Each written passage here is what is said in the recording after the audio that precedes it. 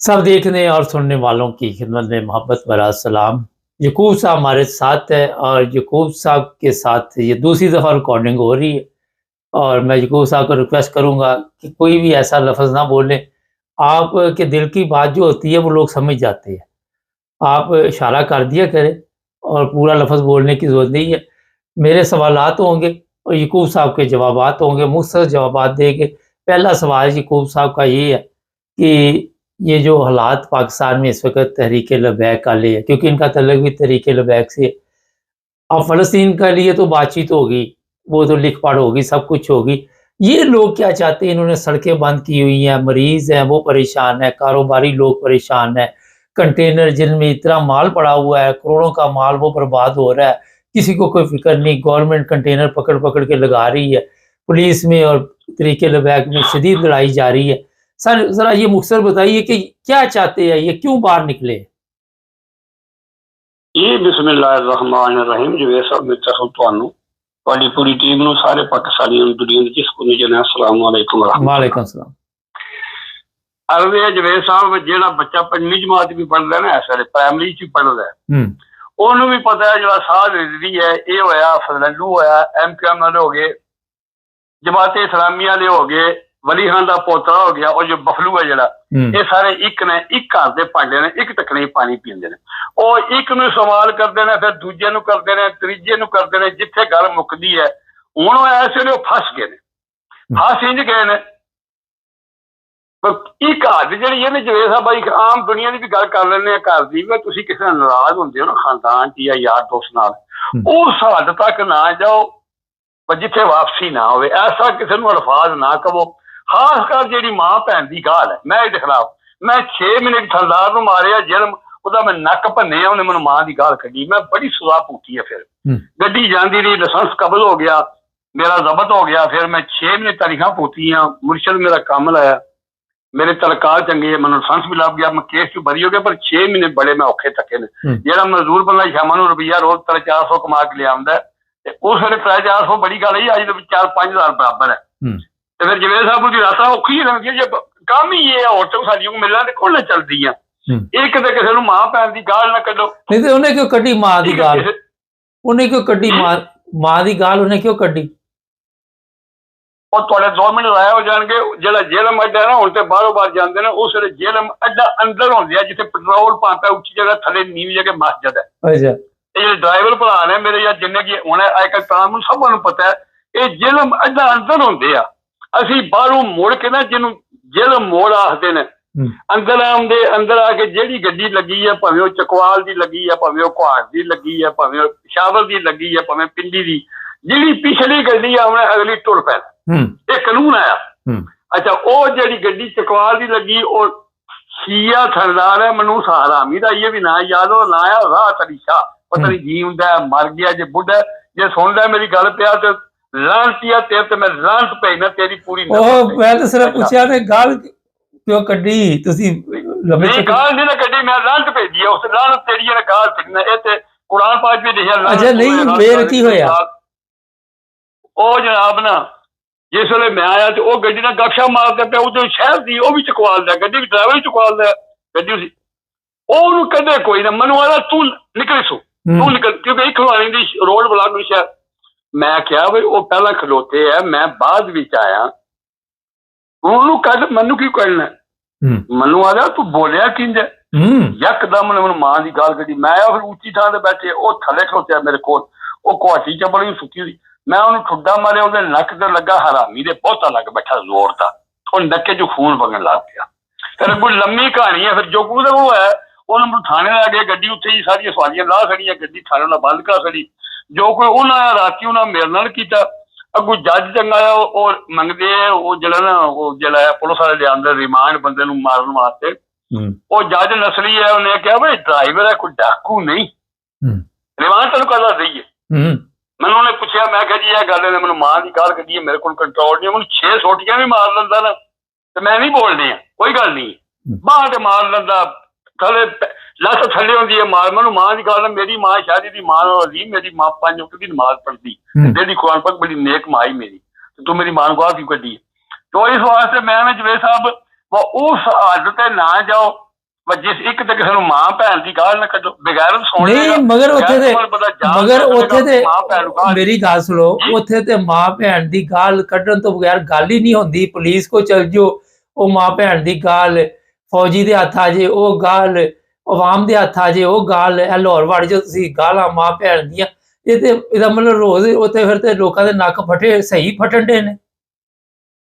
ਮੈਂ ਅਰਜ਼ ਕਰਨਾ ਜੀ ਹੁਣ ਤੇ ਅੱਧਾ ਹੀ ਮੁੱਕ ਗਈਆਂ ਨਾ। ਮੈਂ ਗੱਲ ਪਿਆ ਕਰਨਾ ਜਵੇਦ ਸਾਹਿਬ, ਬਈ ਹਿਸਾਬ ਲਾ ਲਓ ਬਈ 80-81 ਦੀ ਮੈਂ ਗੱਲ ਕਰਨਾ, ਜਾਂ ਉਸ ਤੋਂ ਪਹਿਲਾਂ ਜਿਸਲੇ ਜ਼ਿਆ ਨੇ ਤਖਤਾ ਉਲਟਿਆ ਭੁੱਟੋ ਦਾ, ਤੇ ਉਸ ਵੇਲੇ ਪਰਵਾਦੀ ਦਾ ਇਲੈਕਸ਼ਨ ਜਲਦੀ ਕਰਾਇਆ, ਤੇ ਉਸ ਵੇਲੇ ਮੈਂ ਚੜ੍ਹਦੀ ਜਵਾਨੀ ਹੈ, ਮੈਂ ਲਾਹੌਰ ਬਦਾਮੀ ਬਾਗ ਲਾਹੌਰ ਨਾ ਵੈਗਨ ਬੰਦਿਆ, ਤੇ ਗੱਡੀ ਛੱਡ ਕੇ ਵੀ ਨਾ ਦੁਪਹਿਰੀ ਅਸੀਂ ਮਾਰ ਰੋਡ ਤੇ ਜਲੂਸ ਕਰਦੇ ਹੁੰਦੇ। ਯਕੀਨ ਕਰੋ 2 ਹਫ਼ਤੇ ਬੜੀ ਅੰਤਾਰੀ ਸੀ। ਮੈਂ ਸ਼ਾਹ ਮਲਵਾਨੀ ਸਾਹਿਬ ਦੀ ਪਾਰਟੀ ਦਾ ਆਇਆ, ਅੱਛਾ ਸੁਣੀ ਜੋ ਹੋਇਆ, ਮੈਂ ਸਿੱਧੀ ਜਿਹੜੀ ਗੱਲ ਹੈ ਹੁਣ ਤਰੀਕਲ ਬੈਗ ਨਾਲ, ਉਹ ਜਨਾਬ ਜੀ ਉਹ ਪੁਲਿਸ ਜ਼ਾਲਮ ਨਹੀਂ ਆਈ, ਉਹਨਾਂ ਕੋਲ ਖਾਲੀ ਬੈਂਤ ਹੁੰਦੇ, ਉਹ ਸਾਡੀ ਜਾਂ ਪਿੱਠ ਤੇ ਮਾਰਦੇ ਜਾਂ ਸਾਡੀ ਕੰਢੀ ਜਾਂ ਲੱਤਾਂ ਤੇ ਮਾਰਦੇ ਹੁੰਦੇ, ਸਾਨੂੰ ਨਸਾਉਂਦੇ ਹੁੰਦੇ। ਜੇ ਬਹੁਤੀ ਦੁਨੀਆ ਚੌਖੀ ਹੋ ਜਾਏ ਤੇ ਫਿਰ ਉਹ ਮਾਰਦੇ ਹੁੰਦੇ, ਜਿਹੜੀ ਨਹੀਂ ਆਂਸੂ ਗੈਸ ਹੁੰਦੀ ਹੈ ਉਹ ਵੀ। ਹੁਣ ਤੇ ਏਡੇ ਜ਼ਾਲਮ ਦੇ ਬੱਚੇ ਦਰਿੰਦੇ ਵਿਕੇ ਨੇ, ਹੁਣ ਤੇ ਪੁਲਿਸ ਵਾਲੇ ਸਿਰੇ ਗੋਲੀ ਮਾਰਦੇ ਨੇ। ਉਦੋਂ ਅਸੀਂ ਕਦੇ ਰਾਈਫਲ ਤੱਕੀ ਨਹੀਂ ਕਿਸੇ ਪੁਲਿਸ ਵਾਲੇ ਕੋਲ ਮਾਰ ਰੋਡ ਤੇ, ਖੁਦਾ ਪਾਕ ਦੀ ਕਸਮ। ਅੱਛਾ 27 ਬੰਦੇ ਮਰ ਗਏ ਨੇ, ਇਹ ਗੋਲੀਆਂ ਮਾਰੀਆਂ ਨੇ ਤਰੀਕੇ ਲਬੈਗ ਦੇ, ਔਰ ਕਈ ਜ਼ਖਮੀ ਨੇ, ਪੁਲਿਸ ਵਾਲੇ ਵੀ ਕਈ ਮਰ ਗਏ ਨੇ, ਕਈ ਜ਼ਖਮੀ ਨੇ। ਇਹ ਕਿੱਧਰ ਜਾ ਰਿਹਾ ਪਾਕਿਸਤਾਨ, ਕਿੱਥੇ ਚਲ ਗਏ ਅਸੀਂ? ਹਰ ਪਾਸੇ ਸਾਡੇ ਬਾਰਡਰ ਮਹਫੂਜ਼ ਨਹੀਂ, ਅੰਦਰ ਅਸੀਂ ਮਹਫੂਜ਼ ਨਹੀਂ, ਘਰਾਂ 'ਚ ਮਹਫੂਜ਼ ਨਹੀਂ। ਅੱਛਾ ਇਹ ਸਵਾਲ ਇੱਕ ਬੜਾ ਅਹਿਮ ਆ ਰਿਹਾ, ਮੁਖਤਸਰ ਜਵਾਬ ਦਿਓ। ਔਰਤਾਂ ਨੂੰ ਕਿਉਂ ਚੁੱਕ ਕੇ ਲੈ ਗਏ ਰਿਜ਼ਵੀ ਦੇ ਨਾਲ? ਤੁਹਾਡੇ ਜੋ ਮਰਜ਼ੀ ਪੰਗੇ ਹੋਣ, ਰਿਜ਼ਵੀ ਨੂੰ ਕਿਉਂ ਨਹੀਂ ਫੜਿਆ ਇਹਨਾਂ ਨੇ? ਰਾਮੀਆਂ ਦਾ ਕੰਮ ਦਾ ਲਾਲੀ ਨਹੀਂ ਇਹ ਕੰਮ ਕਰਦੇ। ਮੈਂ ਜਵੇਦ ਸਾਹਿਬ ਇੱਕ ਮਿੰਟ ਸ਼ਾਇਦ ਗੱਲ ਕਰਨਾ, ਮੇਰਾ 35 ਸਾਲ ਪਹਿਲੇ ਭੰਡੀ ਰਹੀ ਹੈ ਇੱਕ ਪਾਰਟੀ ਨਾਲ, ਦੂਜੀ ਮੁਖਾਲਫ ਪਾਰਟੀ ਨਾਲ। ਅੱਲਾ ਦੀ ਕਸਮ ਹੈ, ਉਹਨਾਂ ਦੀਆਂ ਧੀਆਂ ਭੈਣਾਂ ਮੈਨੂੰ ਰੋਜ਼ ਗਾਲਾਂ ਕੱਢਦੀਆਂ, ਮੈਂ ਕੋਲੋਂ ਲੰਘ ਜਾਂਦੇ ਹੱਸ ਕੇ, ਮੈਂ ਕਿਹਾ ਮੇਰੀਆਂ ਭੈਣਾਂ ਨੇ। ਹੁਣ ਜਦੋਂ ਰਾਜ਼ੀਨਾਮਾ ਹੋ ਗਿਆ, ਮੈਂ ਕੇਸ ਜਿੱਤ ਗਿਆ। ਪਹਿਲਾਂ ਉਹਨਾਂ ਮੈਨੂੰ ਖਾਰੀਆਂ ਦਲੀਲ ਕੀਤਾ, ਫਿਰ ਲਾਹੌਰ ਹਾਈ ਕੋਰਟ ਲੈ ਗਏ ਨੇ, ਉੱਥੋਂ ਮੈਂ ਜਿੱਤਿਆ। ਫਿਰ ਉਹਨਾਂ ਖਾਰੀਆਂ ਰਿਵਿਊ ਲਿਆ, ਫਿਰ ਜਿੱਤਿਆ। ਫਿਰ ਮੈਨੂੰ ਸੁਪਰੀਮ ਕੋਰਟ ਲੈ ਗਏ ਨੇ, ਮੈਂ ਉੱਥੋਂ ਜਿੱਤਿਆ। ਹੁਣ ਰਾਜ਼ੀਨਾਮਾ ਹੋ ਗਿਆ, ਹੁਣ ਜੱਫੇ ਮਾਰ ਕੇ ਮਿਲਦੇ ਨੇ। ਉਹ ਧੀਆਂ ਭੈਣਾਂ ਮੈਨੂੰ ਆਖਦੀਆਂ ਨੇ ਇਹ ਬੰਦਾ ਵਾਹ ਤੱਕਿਆ, ਅਸੀਂ ਇਹਨੂੰ ਗਾਲਾਂ ਕੱਢਦੀਆਂ, ਬੰਦਾ ਅੱਖ ਨਹੀਂ ਚੁੱਕਦੇ ਆ। ਸਾਡੇ ਜਣਿਆਂ ਦਾ ਇਖਤਲਾਫ ਰਿਹਾ ਕਿ ਇੱਕ ਵਜ੍ਹਾ ਹੀ ਬਣੀ, ਐਵੇਂ ਉਹਨਾਂ ਫਜ਼ੂਲ ਜੀ ਬਣਾਈ, ਮੁਕੱਦਮਾ ਚੱਲਿਆ, ਮੈਂ ਹਾਰਦਾ ਨਹੀਂ ਹੈ। ਉਹ ਤਗੜੇ ਪੈਸੇ ਵਾਲੇ, ਮੈਂ ਮਾੜਾ ਆਦੇ ਕੱਲੇ ਤੇ ਹਾਰੇਗਾ। ਉਹਨਾਂ ਸੁਪਰੀਮ ਕੋਰਟ ਤੱਕ ਮੈਨੂੰ ਦਲੀਲ ਕੀਤਾ, ਰੱਬ ਮੇਰੀ ਮਦਦ ਕੀਤੀ ਹੈ, ਤੇ ਮੈਂ ਉੱਥੋਂ ਹੀ ਕੇਸ ਜਿੱਤ ਗਿਆ। ਹੁਣ ਅੱਗੇ ਕਰ ਕੋਈ ਸਕਦੇ। ਤੇ ਮੈਂ ਅਰਜ਼ ਕਰਨਾ ਪਿਆ, ਜਿਹੜਾ ਗੈਰਤਮੰਦ ਬੰਦਾ ਹੁੰਦਾ ਨਾ, ਉਹ ਦੂਜੇ ਦੀ ਧੀ ਭੈਣ ਨੂੰ ਆਪਣੀ ਧੀ ਭੈਣ ਸਮਝਦਾ, ਉਹ ਨਹੀਂ ਧੀਆਂ ਚੁੱਕਦਾ। ਇਹ ਨਵਾਂ ਹੀ ਸਟੈਂਡ ਚਲਾਇਆ ਜ਼ਿੰਮੇਦਾਰ ਹੈ ਨਾ। ਅੱਗੇ ਮੁਸ਼ਰਫ ਵੀ ਰਿਹਾ, ਬਾਬਾ ਜ਼ਿਆ ਵੀ ਰਿਹਾ, ਬਾਜਵੇ ਵੀ ਇਹ ਕੰਮ ਨਹੀਂ ਕੀਤਾ, ਕਿੱਡਾ ਪੈੜਾ ਹੈ। ਤੇ ਯੂਬ ਦੌਰ 'ਚ ਉਹ ਜਿਹੜਾ ਤੇ ਜਾਂ ਦੌਰ 'ਚ ਉਹ ਤੇ ਪੈਸੇ ਦੇ ਭੁੱਖੇ ਆ, ਤੇ ਹਾਈ ਲੈਵਲ ਦੀ ਗੇਮ ਕਰਦੇ। ਉਹ ਇਹ ਧੀਆਂ ਚੁੱਕਣੀਆਂ, ਬੰਦਿਆਂ ਨੂੰ ਮਾਰਨਾ, ਇਹ ਥੱਲੇ ਚਵਲ ਪਾਉਣਾ। ਇਹ ਬੰਦਾ ਜਿਹੜਾ ਹੁਣ ਆਇਆ ਜਵੇਦ ਸਾਹਿਬ, ਇਹ ਤੇ ਅੱਧਾ ਹੀ ਕਰਾਸ ਕਰ ਗਿਆ। ਇੱਕ ਦੇ ਪਹਿਲੇ ਨੰਬਰ ਤੇ ਗੱਲ ਹੈ ਕਿ ਪੂਰੇ ਪਾਕਿਸਤਾਨ ਇੱਕ ਬੰਦਾ ਇਲੈਕਸ਼ਨ ਨਹੀਂ ਹੈ। ਇਹ ਲੱਗਦਾ ਨਾ 17 ਮੈਂ ਨया ਦਿਨ ਸਿੱਧੀ ਬਗਨ 17 ਨਹੀਂ ਕੋਈ ਨਹੀਂ ਜੇ। ਹਾਂ ਜੇ ਜਿਹੜਾ ਇਹਨਾਂ ਦਾ ਇੱਕ ਅੱਧਾ ਹਲਕਾ, ਇੱਕ ਵਲੀ ਖਾਨ ਦਾ ਮੁੰਡਾ ਲੈ ਜੇ, ਜਾਂ ਇੱਕ ਸੀਟ ਲੈ ਜਾਏ ਉੱਥੇ ਜਮਾਤੇ ਇਸਲਾਮੀ ਵਾਲੇ, ਐਮਕੇਐਮ ਦੀ ਇੱਕ ਵੀ ਨਹੀਂ ਹੈ। ਮੈਂ ਕਿਹਾ ਇਹ ਪੁਰਾਣੀਆਂ ਗੱਲਾਂ ਹੋ ਗਈਆਂ, ਉਹਨਾਂ ਨੇ ਜਿੱਤ ਲਿਆ, ਇਹ ਬਾਹਰ ਕਿਉਂ ਨਿਕਲਿਆ ਦਾਵਾ? ਇਹਨੂੰ ਕੀ ਪ੍ਰੋਬਲਮ ਹੈ ਰਿਜ਼ਵੀ ਨੂੰ, ਤੁਹਾਡੇ ਭਤੀਜੇ ਨੂੰ? ਇਹ ਮੇਰਾ ਭਤੀਜਾ ਜਿਹੜਾ ਕਿੱਥੇ ਨਿਕਲਿਆ, ਇਹਨੂੰ ਤਾਂ ਉੱਜਾ ਦੇ ਕੇ ਬਾਹਰ ਕੱਢੇ ਰਹੇ ਹੋ। ਕਿੱਥੇ ਇੰਨੇ ਜਗ੍ਹਾ ਸ਼ੋਦਾ ਹੈ ਜੇ ਮਸਕੀਨ, ਕਿੱਥੇ ਬਾਹਰ ਨਿਕਲ। ਅੱਛਾ ਉਹ ਤੁਹਾਨੂੰ ਮੈਂ ਜਵੇਦ ਸਾਹਿਬ ਦੱਸਣਾ, ਤੁਸੀਂ ਖੁਦ ਹਿਸਾਬ ਲਾ ਲਓ ਇਹ ਨਿਕਲੇ ਕਿੱਥੇ ਨਿਕਲੇ। ਇਹਨੇ ਆਖਿਆ ਕੀ ਹੈ? ਇਹਨੇ ਆਖਿਆ ਇਹ ਮੈਂ ਅਮਰੀਕਾ ਦੀ ਅੰਬੈਸੀ ਅੱਗੇ ਜਾ ਕੇ ਇਸਲਾਮਾਬਾਦ ਇਤਿਹਾਜ ਕਰਨਾ, ਇਹ ਆਖਿਆ ਸੁਣਾ। ਇੱਕ ਸਾਥੀ ਹੈ ਪਾਕਿਸਤਾਨੀ, ਉਹ ਜਿਸ ਵੇਲੇ ਇਹ ਜ਼ਿੰਮੇਦਾਰ ਅੰਦਰ ਬੈਠੇ ਆ ਟਰੰਪ ਕੋਲ, ਉਹ ਜਿਹੜੇ ਅਸੀਂ ਯੂਰਪ ਰਹਿੰਦੇ ਹਾਂ ਨਾ ਬੰਦੇ, ਸਾਡੇ ਯਕੀਨ ਕਰ ਲਓ ਕਈ ਬੰਦੇ ਬੜੇ ਅੱਛੇ ਵੀ ਹੈ ਜੇ, ਕੋਈ ਇਹ ਨਹੀਂ ਸਾਰੇ ਬੁਰੇ ਨੇ। ਔਰ ਇਹ ਸਾਡੇ ਨਾਲ ਹਕੀਕੀ ਤਲਕ ਵੀ ਸਲਾਮ ਦਾ ਵੀ ਬੰਦੇ ਦੀ ਬਣ ਜਾਂਦੀ ਹੈ।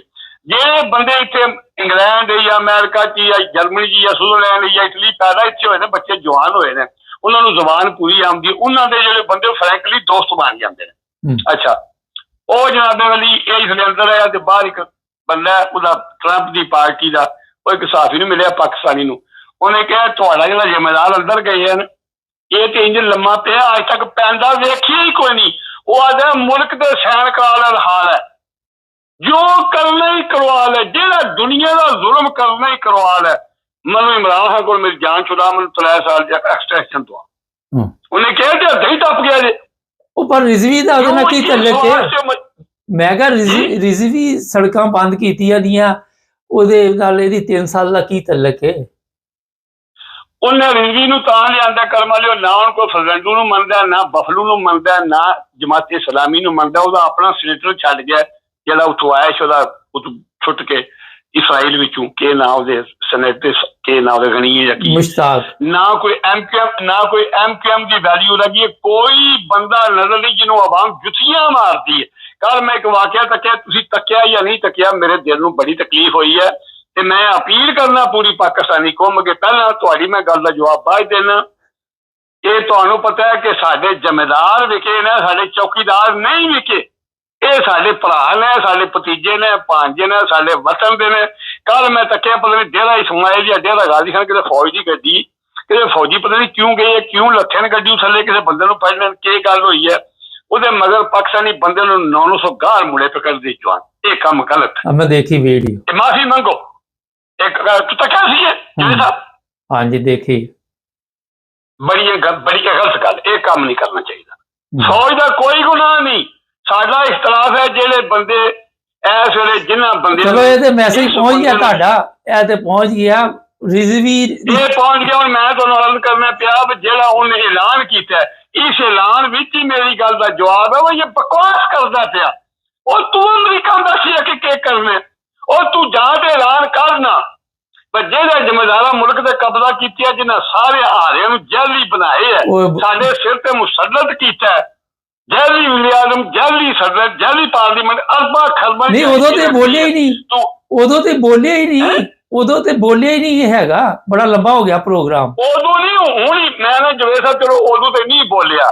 ਜੇ ਇਹ ਇਮਾਨਦਾਰ ਹੋਵੇ, ਈਮਾਨ ਦੀ ਰੱਤੀ ਹੋਵੇ, ਇਹ ਮੁਖਲਸ ਹੋਵੇ ਮੁਲਕ ਵਾਸਤੇ, ਇਹ ਆਪਣੀਆਂ ਦਿਹਾੜੀਆਂ ਨਹੀਂ ਦੇਣਾ ਸ਼ੋਰ। ਇਹ ਐਲਾਨ ਕਰਦਾ ਮੈਂ ਬੜਾ ਸਬਰ ਕੀਤਾ, ਮੈਂ ਬੜਾ ਟੱਕਿਆ, ਇਹਨਾਂ ਅੰਤ ਚੁੱਕੀ ਹੈ ਇਹ ਮੁਲਕ ਵਿੱਚੋਂ ਨਾ। ਹੁਣ ਇਹ ਕੰਮ ਕਰੋ ਕਿ ਇਹਨਾਂ ਕੋਲੋਂ ਮੁਲਕ ਆਜ਼ਾਦ ਕਰਾਓ। ਅੱਲਾਹ ਦੀ ਕਸਮ, ਪੂਰੀ ਪਾਕਿਸਤਾਨੀ ਕੌਮ ਦੇ ਮਗਰਾਮ ਦੀ। ਚਲੋ 25 ਮਿੰਟ ਹੋ ਗਏ, ਬਹੁਤ ਸ਼ੁਕਰੀਆ, ਫਿਰ ਕਰਾਂਗੇ ਗੱਲ। ਇੱਕ ਮਿੰਟ ਮੈਂ ਯਾਦ ਕਰਨਾ ਪਿਆ। ਆਖਿਆ ਕੇਸ ਅਮਰੀਕਾ ਮੈਸੇਜ ਚੱਲਿਆ, ਇਹ ਤੇਰੇ ਜਿਹੜੇ ਕੋਲ ਲੱਗਦੇ ਆ, ਮੈਂ ਗਲਤ ਗੱਲ ਕਰਾਂ, ਇਹ ਅਮਰੀਕਾ ਦੇ ਬਸਾਏ ਬਾਸ਼ਰੀ ਲਾ ਲੈਣਾ ਤੋਂ ਪਹਿਲਾਂ। ਉਹ ਪਹਿਲਾਂ ਮੁਲਕ ਆਜ਼ਾਦ ਕਰਾ।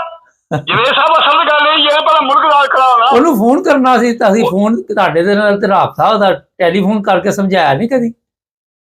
ਉਹ ਪਹਿਲਾਂ 2-3 ਦਫਾ ਮੇਰਾ ਜਵਾਬ ਦਿੰਦੇ ਆ। ਹੁਣ ਮੇਰੀ ਗੱਲ ਸੁਣ ਕੇ ਨਾ ਤੇ ਅੱਗੋਂ ਮੈਨੂੰ ਟਵੀਟ ਕਰ ਸਕਦਾ, ਮਸਲਾ ਸੁਣਾ ਸਕਦਾ। ਮੇਰੀ ਗਰੀਬ ਦੀ ਕੌਣ ਗੱਲ ਸੁਣਦਾ? ਜੇ ਮੈਂ ਅੱਲਾਹ ਦੀ ਕਸਮ ਉਹਨੂੰ ਮੁਖਲਸ ਹੋ ਕੇ ਮੈਂ ਕਿਹਾ, ਮੈਂ ਕਿਹਾ ਪੁੱਤਰ ਤੇਰਾ ਬਾਪ ਮਜ਼ਦੂਰ ਹੈ ਜੋ ਕਿਤਾਬਾਂ ਪੜ੍ਹਦਾ ਰਿਹਾ, ਐਡਾ ਵਰਿਆਮ ਉਹ ਵੀ ਕੋਈ ਨਹੀਂ ਹੈ। ਤੇਰੇ ਵਾਂਗੂ ਅੱਧ ਕਲਾਸ ਨਹੀਂ ਕਰਦੇ ਆ। ਚਲੋ ਬਹੁਤ ਸ਼ੁਕਰੀਆ, ਕੰਮ ਕਰਿਆ ਕਰ ਜੀ। ਪਹੁੰਚ ਗਿਆ ਮੈਸੇਜ, ਬੜਾ ਲੰਬਾ ਹੋ ਗਿਆ ਪ੍ਰੋਗਰਾਮ। ਚਲੋ ਕੋਈ ਗੱਲ ਨਹੀਂ ਨਾ, ਤੁਸੀਂ ਫਿਰ ਹੁਣ ਕੱਲ ਤੇ ਮੈਂ ਦਰਸ਼ੀ ਕਰਾਉਣ ਜਾਣਾ, ਉਹਦਾ ਬਿਮਾਰ ਜ਼ਿੰਦਗੀ ਦੀ ਤੇ ਮੰਗਲਵਾਰੀ ਮੈਂ ਫੋਨ ਕਰਾਂਗਾ ਫਿਰ ਲਾਈਨ ਤੇ ਲਾ। ठीक है, ओके अल्लाह के बाद। अरे यकूब साहब से गपशप भी लगाई है ना। मैं क्या तुम बोर ना हो जाओ। चैनल को सब्सक्राइब करें, जुड़े रहे हमारे साथ ताकि और प्रोग्राम देखते हैं।